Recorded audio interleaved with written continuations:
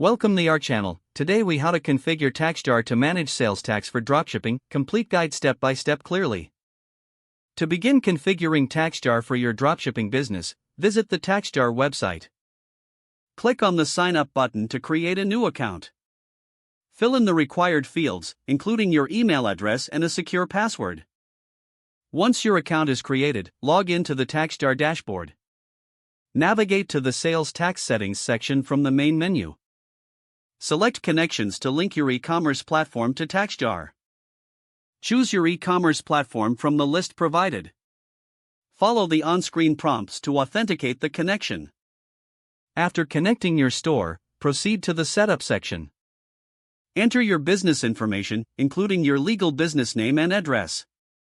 Provide details about your dropshipping sales, including where you are selling from.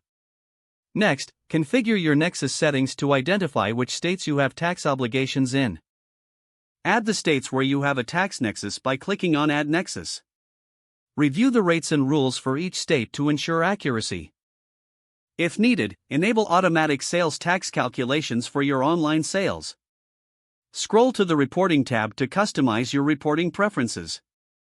Set your preferred sales tax reporting frequency, such as monthly or quarterly. Now, head over to the Product Settings section to categorize your items. Input product categories to help TaxJar determine the correct tax rates. Review and confirm your product information to ensure everything is accurate.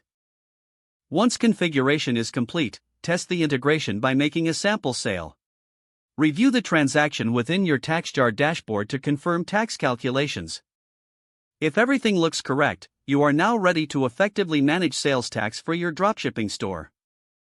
Consider scheduling regular reviews of your tax settings to adapt to changing regulations.